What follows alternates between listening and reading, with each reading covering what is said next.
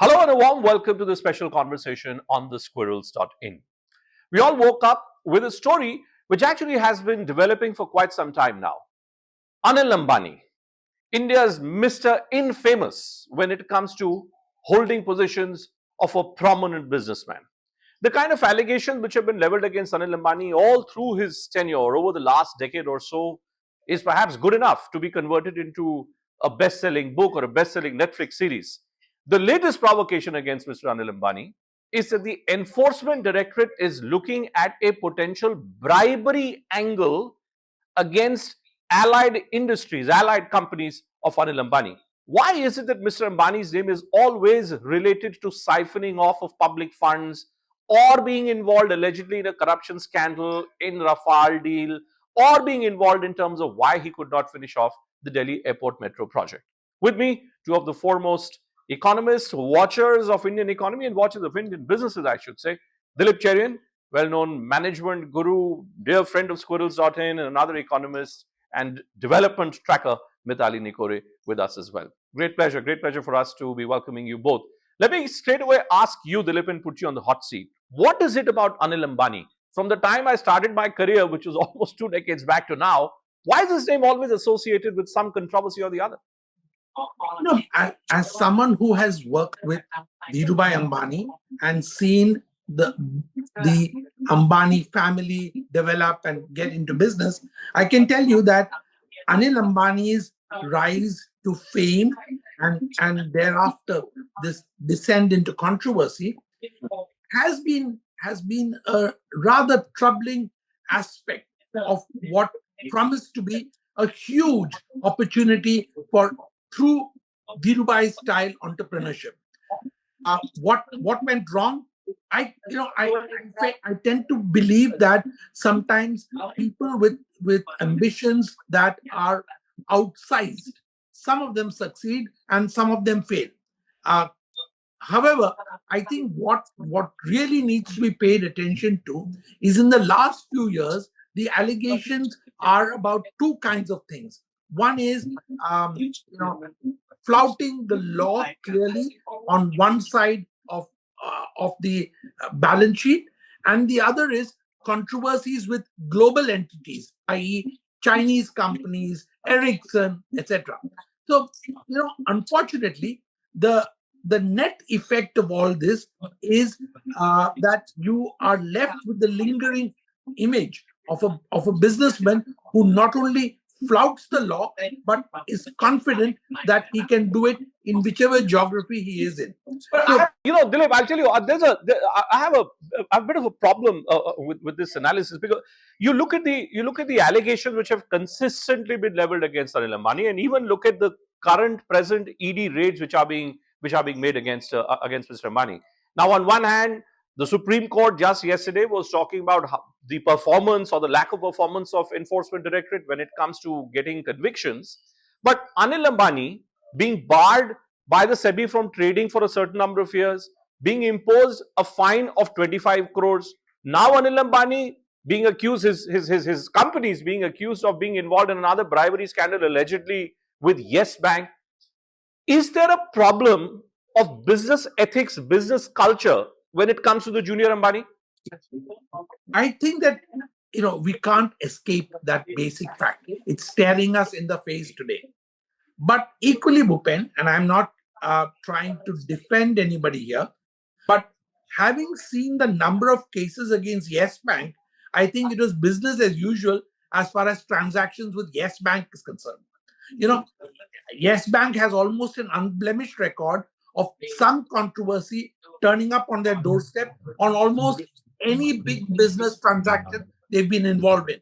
So I think that the fact that I'm not totally surprised that these raids have to do with kickbacks, payoffs, or bribes to people in Yes Bank, because I think the kinds of cases that have come up there, Anil Ambani is not the only offender.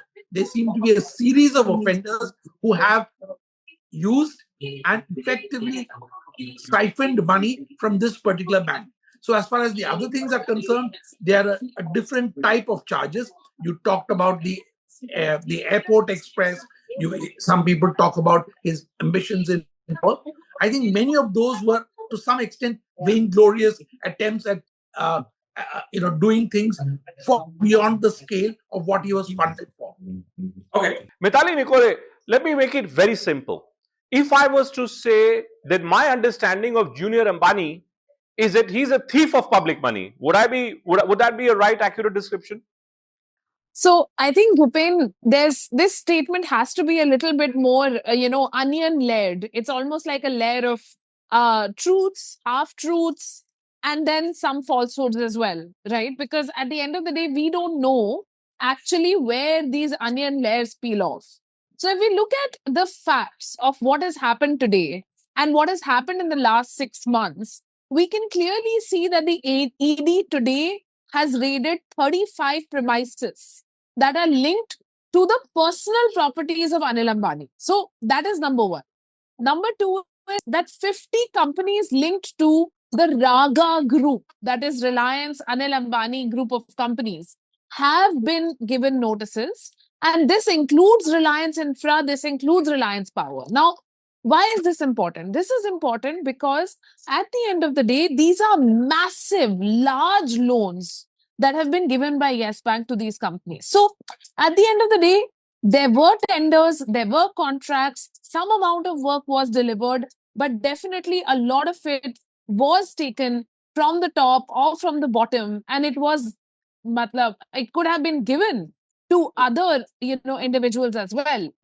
It's not necessary that it's only Anil Ambani who has made money off of this. There are many others in the chain who have also benefited, and many of them could even be in the government because we are talking about infra and power.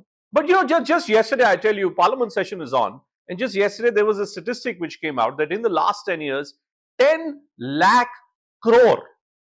Let me repeat that number for you. 10 lakh crore of public money given as loans to Indian businesses has been wiped out. Now, I remember during the UPA years, this used to be a big source of contention. In fact, the Prime Minister made an entire campaign around this, that there's a dial-a-loan culture, which is all an alleged act of corruption. Do we then say that the stories which existed during the UPA years are pretty much prevalent even today? It's just that maybe the number of beneficiaries has become shrunk. So is there some kind of a monopoly of the likes of Anil Ambani who are now beneficiaries of this public money which comes to them and somehow ends up being diverted to private interests? So, Bhupen, let's contextualize this number of 10 lakh crores.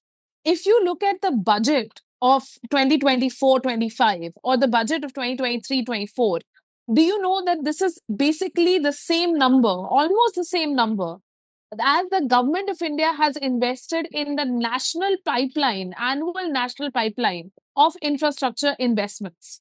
So we're in a situation where nearly a whole year's worth of government investment into infrastructure is, being embezzled. But I think there is one very big difference from the UPA years to now. And that one very big difference is the fact that there is a recognition amongst corporate circles as well as amongst government circles, whether we look at the Ministry of Road Transport or whether we look at the Ministry of Railways, whether we look at Ministry of Ports, that they want public-private partnerships to succeed. Now, if PPPs have to succeed, corporate governance has to be strengthened. And every single person, every single bureaucrat that I've been talking to is very cognizant and scared of this siphoning. And at the same time, they are making sure that whatever projects they are working on, they are actually redoubling their efforts to strengthen corporate governance and transparency on those projects. So I think somewhere there is a realization that this siphoning needs to stop and it needs to be, monitored. Is there a connection, Dilip? 10 lakh crore of public money being wiped out, being laid, being written off banks' books. And then you have stories like these where Anil Ambani stands accused of having diverted bank money. Is there a link between the two? I think that the timing of these statistics, Bhupen, as you correctly spotted, suggests that, this is a problem which has persisted for more than 10 years. And I think that, as Mitali has explained, that at the moment, the atmosphere is that anyone attempting to do a public-private partnership is shamed by the fact that private player after private player is running into very public problems. So, you have a situation today where the choices are very, very narrow. Many of the people who are coming forward to partner with government are either people with a non-proven track record or no experience of the kind of scale, and the bureaucrats and the public sector officials who are trying to work with them recognize that the big names all have fault lines which are of recent origin and some going back a long way.